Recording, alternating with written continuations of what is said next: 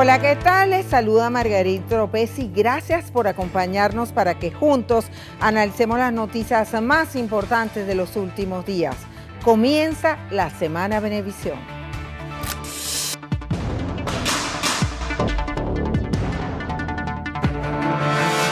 En honor a ella, en honor a la mujer venezolana, a la mujer luchadora, en honor a nuestro pueblo indígena, nuestro presidente Nicolás Maduro ha decidido colocarle a esta planta por la importancia que tiene precisamente India Urquía. Los empresarios no sabemos nada de guerra, los empresarios no somos soldados, los empresarios lo que sabemos es producir y queremos que nos dejen producir. No hay ningún empresario en este momento que teniendo las razones suficientes, las condiciones suficientes no esté tratando de cada día producir mucho más. Viene la ofensiva de Fedecámara, bienvenida a la ofensiva, pues que den la cara por lo menos, porque hay una parte de la oligarquía fascista, de la derecha que no da la cara, que manda a sabotear la economía del pueblo y ellos salen sonrientes. Inventan cuántos delitos hay contra Enrique Capriles, contra Primero Justicia, contra la Unidad, y todos esos inventos, nosotros estamos claros que son para tapar la realidad, para hacer ruido, para que el país no vea el desastre que hay y para que el país se distraiga del desastre que hay. Anoche se impuso nuevamente la violencia. Después de que hicieron esas amenazas en horas de la tarde, se impuso la violencia ya en la cárcel de Sabaneta, con un saldo de personas fallecidas, que bueno, lamentamos porque son seres humanos. Exigimos justicia y te exigimos, Luis Ortega, que desengavetes el informe forense consignado el 22 de agosto por el doctor Fossi y lo envíes con carácter de urgencia a la juez primero de ejecución para que le practiquen la medida humanitaria. Los diputados y diputadas que estén de acuerdo con votar y aprobar el permiso solicitado por el compañero Nicolás Maduro, hacerlo con la señal de costumbre, con las dos manos, pues, para que les duela y les arda. El compañero Nicolás Maduro vaya a China, haga lo que tenga que hacer por el pueblo de Venezuela, que aquí lo seguiremos esperando a usted para seguir trabajando por la patria y que el legado de Chávez jamás se pierda. Y que chillen los amargados todo lo que tengan que chillar. El 80% del profesorado se pronunció por suspender el cese de actividades académicas y por lo tanto reincorporarse a las actividades docentes de manera inmediata.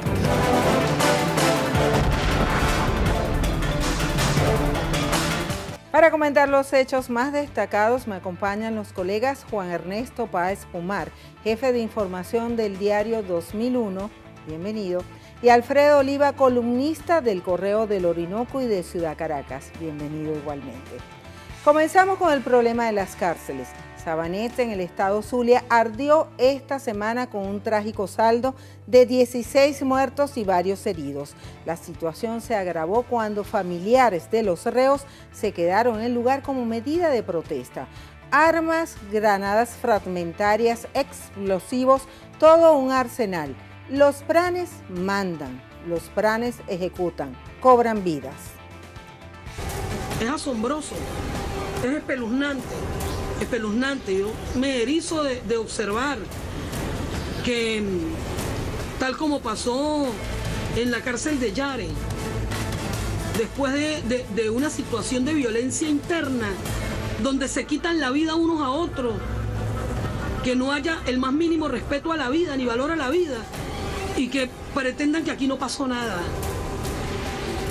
Se salen con una actitud como, no, dame mi visita porque aquí no pasó nada. No, ahí estaban los familiares.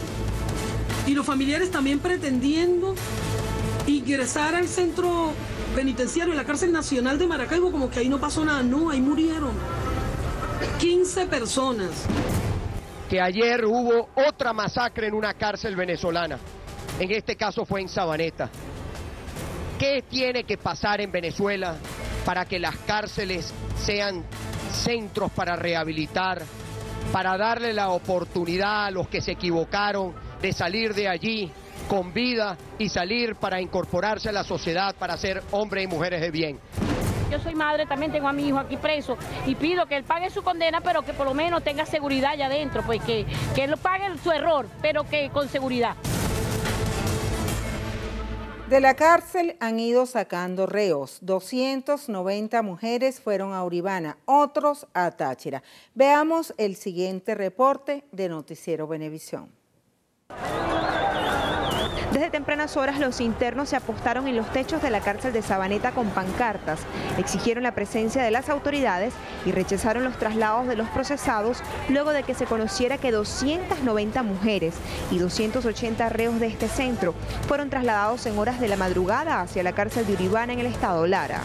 Lo que están pidiendo ahorita es que lo dejen tranquilo. El mocho dice que esto va a estar tranquilo y lo que queremos es la visita, lo que quieren es la visita. Y que llegue la ministra para que hablemos con ella. Iris Varela.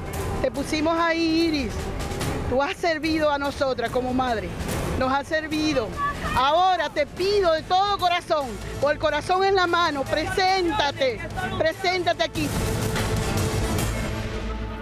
Guerra de pranes fue lo que ocurrió en Sabaneta. Pero esto no es nuevo, esto ha ocurrido también en varios penales. Recordemos, en el Rodeo también fue un conflicto entre pranes. El año pasado en la planta del Paraíso también fue un problema entre pranes. ¿Quién le pone el cascabel al gato?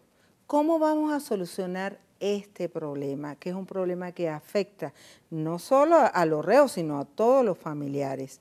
Alfredo, te damos la palabra a ti de primero. Gracias, muy amable por la invitación. Es un problema de vieja data. No puede solucionarse quizás en una década donde se ha hecho énfasis en otros programas. Indudablemente estamos en presencia de población que comete delitos, son privados de libertad. No son ángeles los que están en las cárceles. Hay un esfuerzo por parte del Estado venezolano, específicamente en este último año, desde que está Iris Varela, que es mujer, y se está haciendo un gran esfuerzo para que esa población tenga una privación de libertad, porque deben estar privados de libertad en condiciones distintas. Hay un esfuerzo, se han construido nuevas cárceles, se han orientado los programas, se están buscando herramientas como trabajo y educación, para darles posibilidades de que los privados de libertad, sobre todo en situaciones más peligrosas, tengan recursos personales de autoestima, etcétera, que paguen su cárcel, que paguen su privación de libertad, aquellos que realmente lo merecen, pero tenemos una población flotante que quizás haya cometido delitos que no merecen estar junto con otros reos y que se le dé la posibilidad de procesos judiciales más rápidos y que puedan salir de allí. Luego, rápido, porque sé que el programa es así, con cierta velocidad, hay un esfuerzo hacia el tratamiento de la mujer y de la familia que está haciendo el gobierno. Porque no es solamente el reo. Ustedes cuando ven las imágenes, o cuando nosotros vemos las imágenes, hay una alta población de mujeres que se involucran. Ahí está involucrado toda la familia, las hermanas, los hermanos, las esposas, los hijos, etcétera, que el Estado venezolano también se le está dando tratamiento. Y los niños, que muchos son hijos de reos, de hombres y mujeres privados de libertad, a las cuales se le está dando solución. Obviamente hay una situación de violencia. La ministra ha dicho 162 detenidos, de ellos 100 aproximadamente son policías y militares y funcionarios con responsabilidad, porque las armas por allí no vienen del cielo. Alguien tiene que estar metiendo las armas porque ellos no tienen posibilidades. Y se ha hecho un gran esfuerzo para evitar que las armas lleguen a las cárceles. Esta es una de las cárceles que más tiempo tiene. Se le ha pedido a la población y se le ha solicitado el traslado de los reos. Pero hay un gran esfuerzo del Estado para que esas cascabel del gato, que es parte de la corrupción interna que tiene mucho tiempo allí, son culturas las que están allí instaladas. Las culturas no se decretan los cambios, necesitan un poco más de tratamiento. Te pregunto rapidito antes de pasar con Juan Ernesto, ¿es conveniente negociar con los pranes? Hay visiones sobre el tratamiento de esos casos. Obviamente, el Estado está haciendo un esfuerzo. Son mucho tiempo de control por parte de la población interna allí. Hay quienes mantienen que no hay que negociar con los pranes. y hay que entrar a rajatabla allí y a romper con todos los esquemas, y hay quienes mantienen que hay que negociar con los planes, porque también hay mucha gente que está allí que no tiene relación ni con armas, ni con violencia, ni con la cultura de la violencia, a las cuales tienen que darle oportunidad de vida. Y entonces eso va a implicar si se negocia o no. Bueno, Ernesto, ¿se le ha escapado al gobierno esta situación de las manos? Bueno, yo comparto con el colega que hay una cultura que realmente funciona ahí dentro de las cárceles, y yo agregaría a tu comentario inicial que no solamente es un problema de muchas cárceles en Venezuela, es un problema internacional, lo cual no podemos caer nuevamente en ese consuelo que como es un asunto que pasa en muchas partes del mundo. Digamos que básicamente tuve la oportunidad este mes de conocer muchos casos latinoamericanos, incluso en Estados Unidos muy parecidos, pero insisto que no puede ser un consuelo.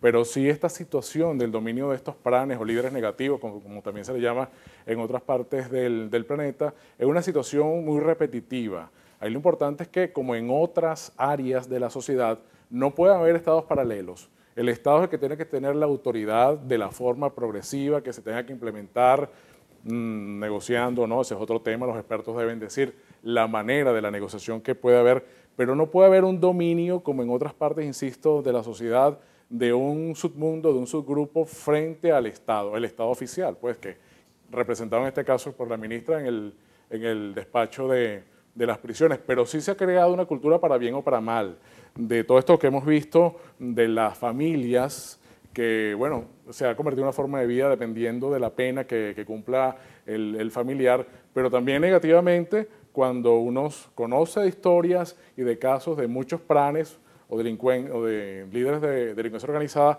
que prefieren seguir en la cárcel para operar. Desde adentro sí, les es mejor, porque incluso se sienten protegidos de sus enemigos y protegidos incluso de las autoridades. Todo eso, evidentemente, es un problema de décadas, de años, y que lo más importante es que el Estado asuma el control real y no sean los planes los que le impongan su ley, pues. Surge de nuevo la expresión retardo procesal. El gobierno promete tomar cartas en el asunto. El retardo procesal pasará a ser un mal recuerdo en la historia de la justicia penal en Venezuela, y en pocos meses será cuestión de cumplir estrictamente con la Constitución, el debido proceso y las leyes, cualquier caso de cualquier persona, sea quien sea. El eterno problema, el retraso o el retardo procesal. La clasificación de los presos, yo comentaba con Alfredo antes de comenzar el programa, de que ingresan delincuentes, pero con un delito muy bajo, ¿no? Y allí se echan a perder, ¿no? Porque tienen que estar a merced del PRAN, tienen que hacer lo que diga el PRAN para poder sobrevivir. Entonces, hay un problema en tribunales, evidentemente, y es la clasificación. Sí, porque uno de los problemas, de los tantos problemas, es el que ha dicho el vicepresidente, el retardo procesal, uno de los tantos como la infraestructura, como las condiciones, o lo que hablábamos hace un minuto, de que quién tiene el control de las cárceles. Personas que quizás iban a pagar 1 año, 2 años, muchas veces tardan mucho más, y en ese lapso, lejos de regenerarse, se corrompen. Quizás lo comentábamos con algunos colegas de otros países. Entras por una infracción de tránsito y puede salir peor, puede salir casi como un asesino preparado, entrenado por estos líderes para operar en la calle como traficante de drogas, pues, y eso hay que corregirlo urgentemente. Por eso es que es uno de los tantos elementos que no es directamente dentro de la cárcel, pero es algo, digamos, conexo, fuera de ella, que tiene que corregirse también. Alfredo, rapidito, antes de irnos al corte. Son tejidos que tienen mucho tiempo, ahí se ve cómo hay una combinación de corrupción interna en las cárceles con la justicia, y romper eso, o sea, no se puede decretar ese tipo de cosas, ¿no? Yo estoy de acuerdo en que se debe hacer un esfuerzo, como lo está haciendo el gobierno, con la callapa, esa callapa que no puede ser que el infractor de tránsito esté junto con un tipo que asesina a mansalva. O sea, no hay forma ni manera de acabar con eso, sí la hay, pero tenemos que agilizar y romper sobre todo los tejidos de corrupción que se han instalado en los procesos judiciales, pues en las estructuras judiciales. Tenemos que hacer un corte y ya venimos. Nuestro Twitter, @lasemanabebé. Esperamos sus comentarios. Al regreso, Pachina.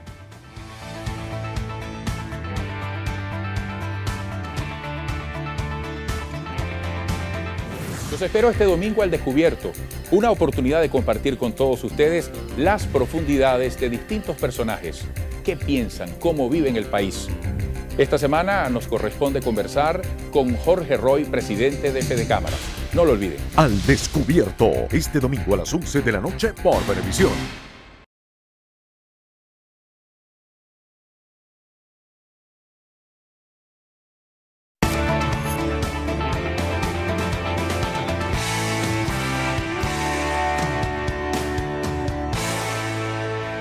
Continuamos con la Semana Venevisión. El presidente Nicolás Maduro ya está en China.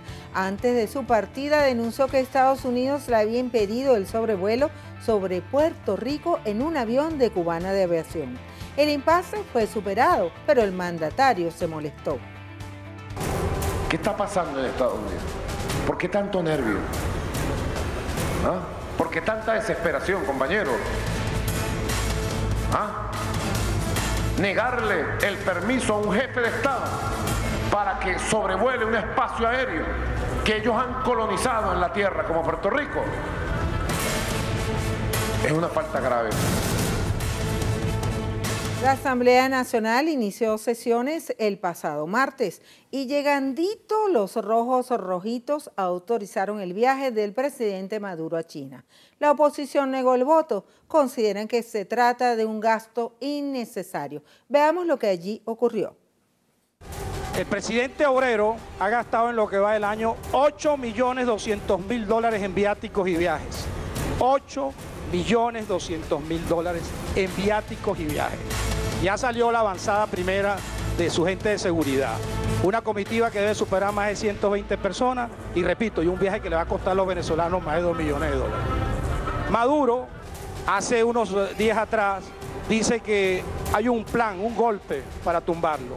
Imagínense, el presidente de la República sabe que hay un golpe para tumbarlo en el país y se va a pasear bicicleta en la muralla china.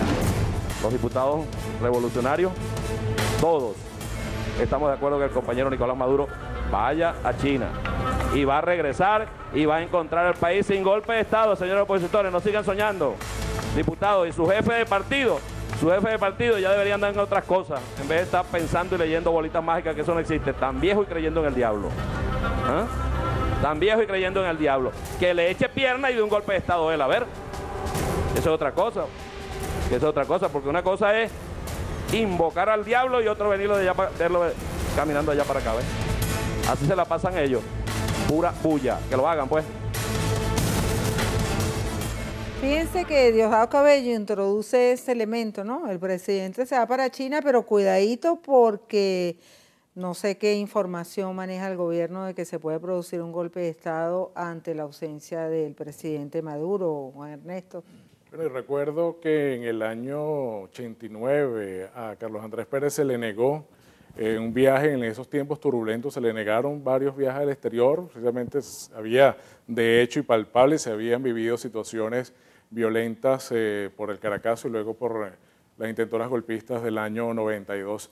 Específicamente en este caso de China, eso sí, lo hemos discutido muchas veces y desde los tiempos del presidente Chávez, China ha sido un destino, digamos, y un objetivo muy importante para el gobierno para ampliar su radio de acción internacional de alguna manera para tratar de zafarse. Es muy difícil zafarse de la hegemonía estadounidense porque si bien se quiere romper alguna dependencia política, la dependencia económica está allí, son 1.500.000 barriles diarios de los cuales vive esta revolución que puede criticar al imperio con esos 1,5 millones de barriles diarios que les vende. Un poco, una situación un poco irónica, ¿no?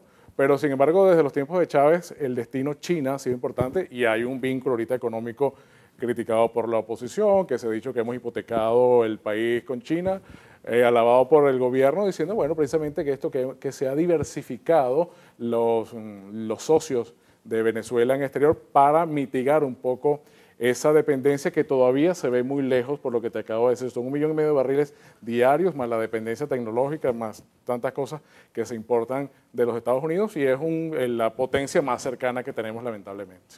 Esta denuncia que hizo el presidente Maduro de que Estados Unidos le negó, ya el impasse fue superado, le negó el sobrevuelo en el avión de Cubana de Aviación al mandatario por la zona de Puerto Rico, pero el mandatario amenazó con tomar medidas drásticas y el canciller Elías Agua dijo que era una agresión del imperio. ¿Es una agresión del imperio?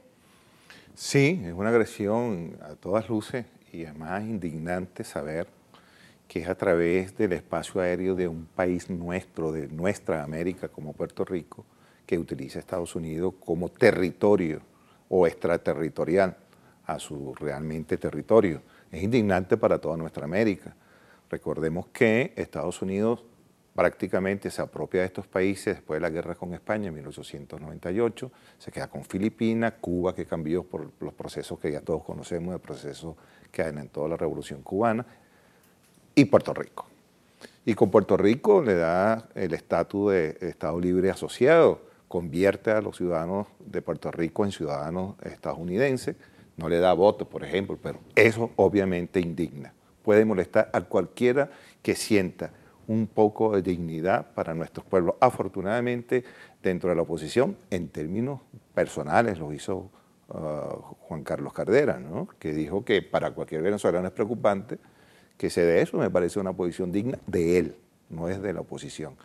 Obviamente que es así. Y China, perdón, en el caso que estamos hablando de Venezuela, pero que se hace referencia a la ironía de los negocios entre Estados Unidos y Venezuela. Pero es que Venezuela quiere establecer negocios con todo el mundo, pero en condiciones de igualdad, en condiciones de respeto. La Unión Soviética nunca dejó de negociar con Occidente.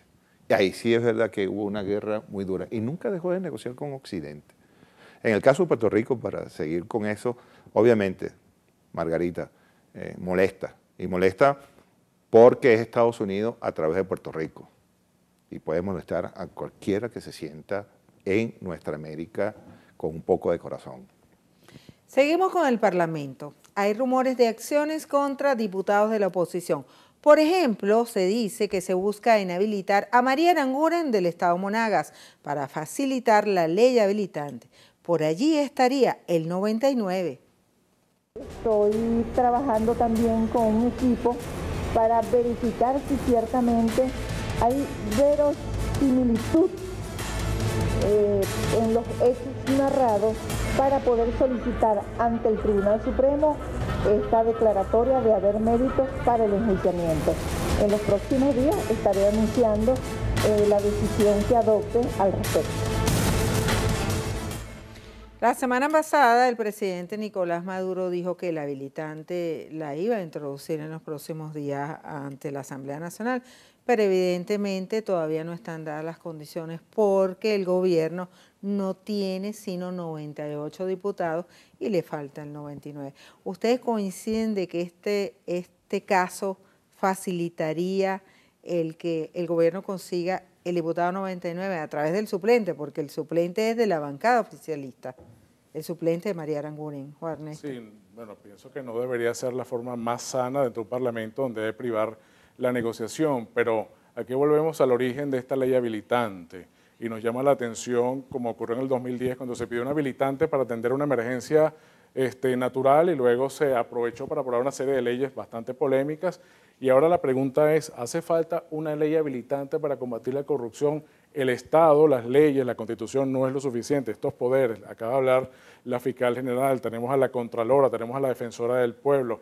No son suficientes los poderes del Estado, que además todos de alguna manera simpatizantes del gobierno, para atacar la corrupción. ¿Para qué se necesita una ley habilitante? Entonces estamos dando como aquella famosa frase de Ramón Escobar Salón en los 90, que aquí no hay Estado de Derecho, o no funciona el Estado. ¿Por qué el presidente tiene que tener poderes especiales para atacar la corrupción? Yo creo que una de las dudas que tenemos es esa historia reciente del 2010. No solamente se atacó el problema de los damnificados, todavía hay damnificados en los refugios, no todos han podido volver, sí se han hecho cosas, pero no solamente se usó esa habilitante para atacar un problema puntual. Yo creo que una de las dos preguntas que uno se hace, ¿en verdad solamente se va a utilizar para combatir la corrupción? Y la otra, es que este Estado, con todas las leyes, con todas las reformas que se han hecho de la Constitución y otros textos legales, ¿no es suficiente para atacar la corrupción?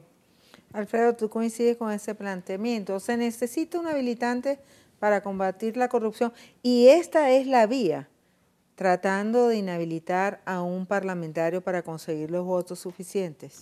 Bueno, yo realmente parto del principio de que toda la Asamblea Nacional debería levantar la mano para combatir la corrupción con la habilitante.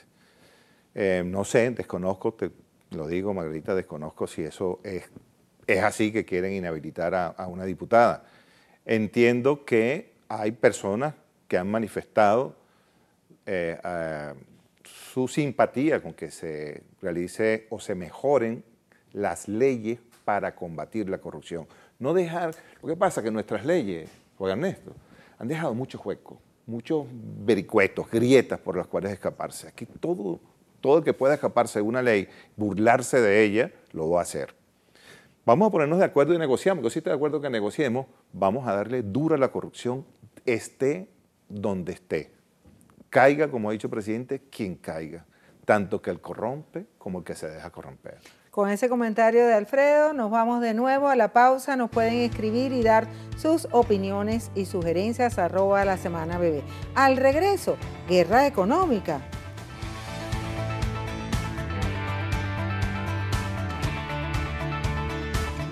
Los espero este domingo al Descubierto, una oportunidad de compartir con todos ustedes las profundidades de distintos personajes.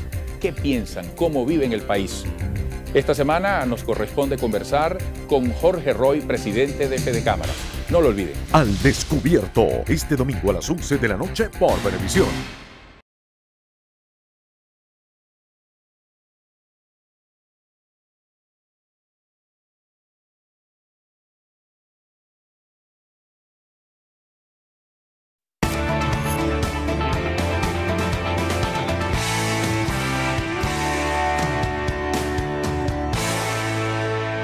Seguimos con la Semana Venevisión. Ahora hablemos de economía.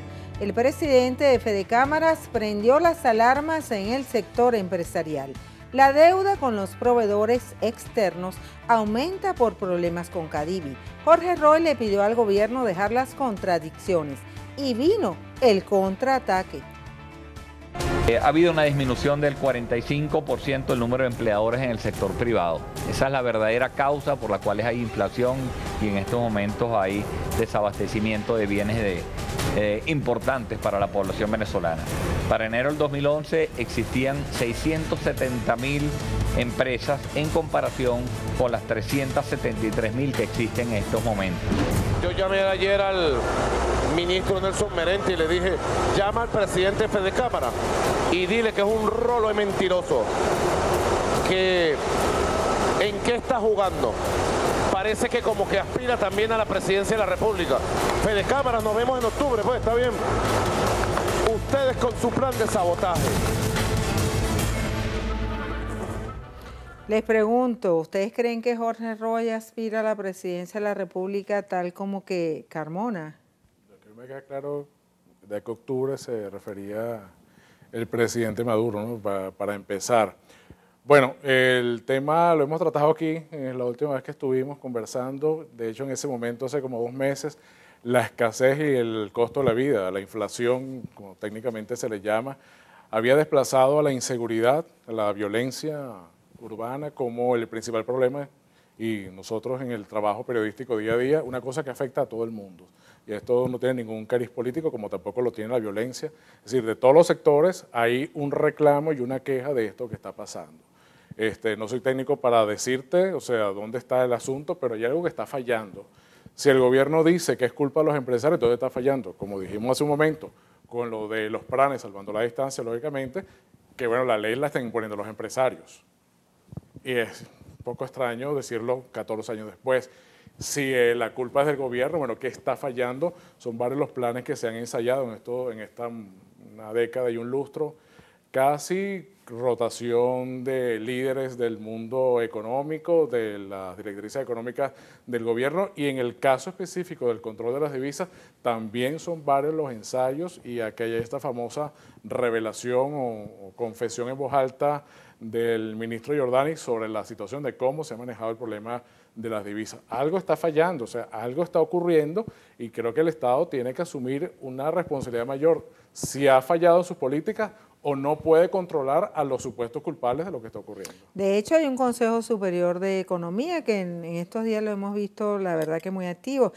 Jorge Roy aseguró que los empresarios locales deben alrededor de 12 millardos de dólares a sus proveedores en el exterior debido a la paralización de las liquidaciones por parte de Cadivi. Te pregunto, ¿los empresarios tienen alguna razón en cuanto a estos retrasos de Cadivi? Y si tú crees que Jorge Roy, efectivamente, como dice el presidente Maduro, tiene aspiraciones políticas. Recordemos que Jorge Roy fue dirigente de la causa R, tuvo muchos años en la dirección política de ese partido junto con Andrés Velázquez. Siempre se le vio muy activo con los empresarios y con algunos maletines también se le vio muy activo en la Cuarta República. Jorge Roy es un político que ahora acaba de ser elegido en Fedecámara y lo primero que hace es pedir dólares. Recordemos que en el año 2001, el 10 de diciembre de 2001, aquí se rompió la confianza cuando Carmona llamó a un paro el 10 de diciembre del 2001, que culminó con un golpe de Estado en abril del 2002 y que impulsó retomar el sabotaje petrolero del 2003. Rompieron cualquier tipo de confianza, rompieron las leyes, intentaron acabar con la legitimidad y con la legalidad en el país, desconocen todo tipo de poder del Estado. Entonces, hay una confianza que hay que recuperar, pero ¿quién es el que tiene que dar la cara para recuperar la confianza? Los empresarios, ¿qué es lo lógico? Lo acaban de nombrar presidente de Fedecámara. Mire, presidente, yo soy el nuevo presidente de Fedecámara, yo quiero reunirme con usted y con su grupo económico, tenemos tales y tales proyectos, agua arriba, agua abajo.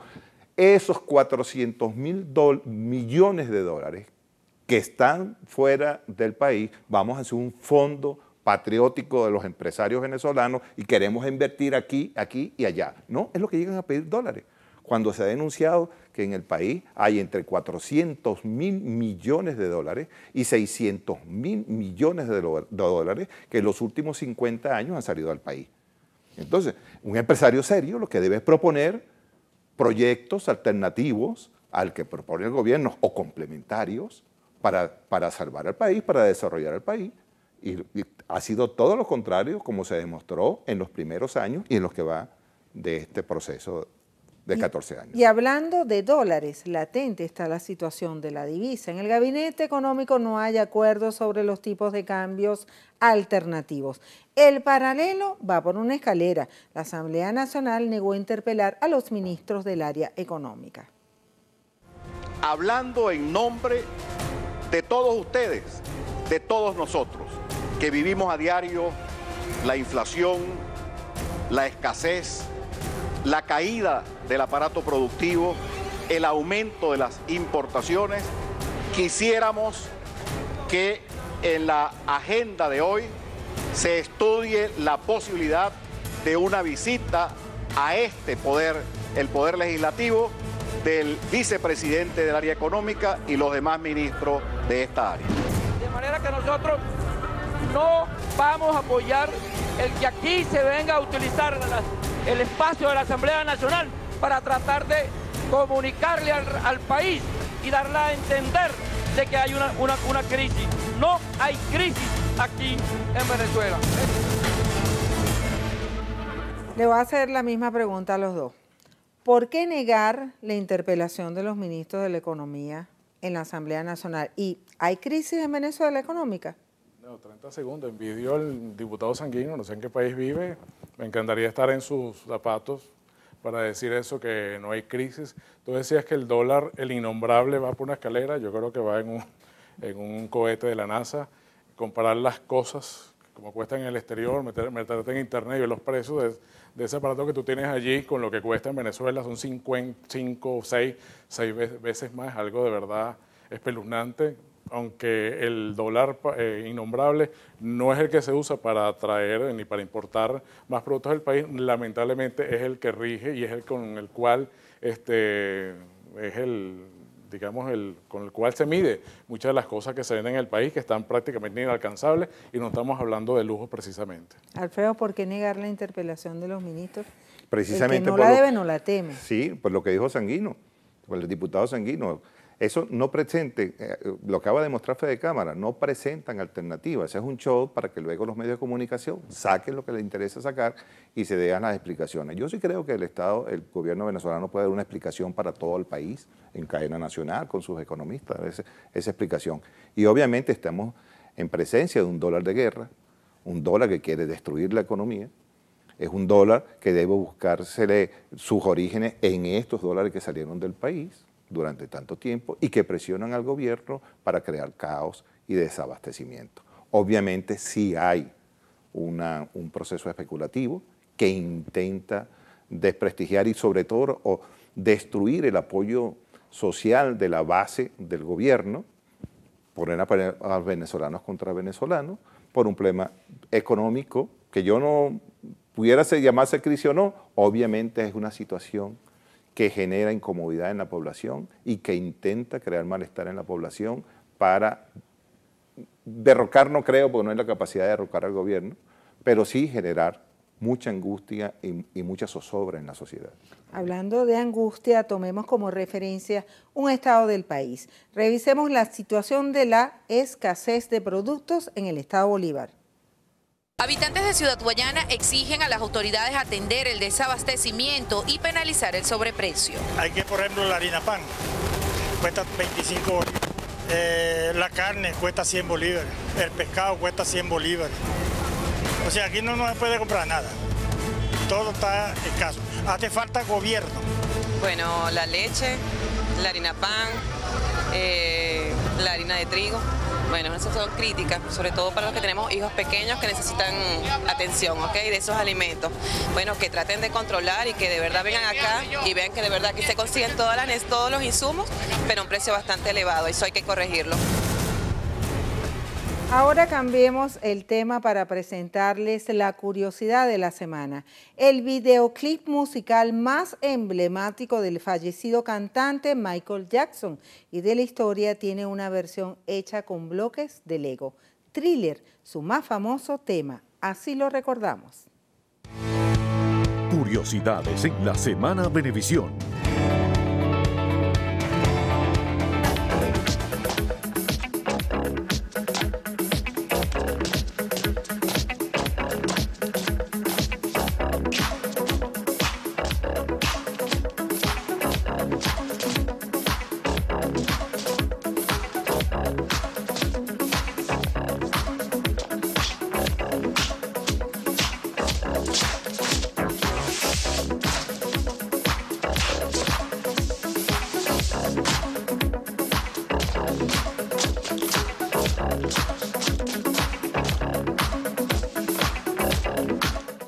Vamos a una pausa muy corta. Recuerden nuestro Twitter, @lasemanabebé. Al regreso, Misión Luz.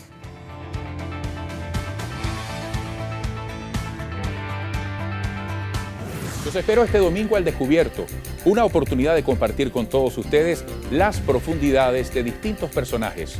¿Qué piensan? ¿Cómo viven el país? Esta semana nos corresponde conversar con Jorge Roy, presidente de Fede Cámara. No lo olviden. Al Descubierto, este domingo a las 11 de la noche por Venevisión.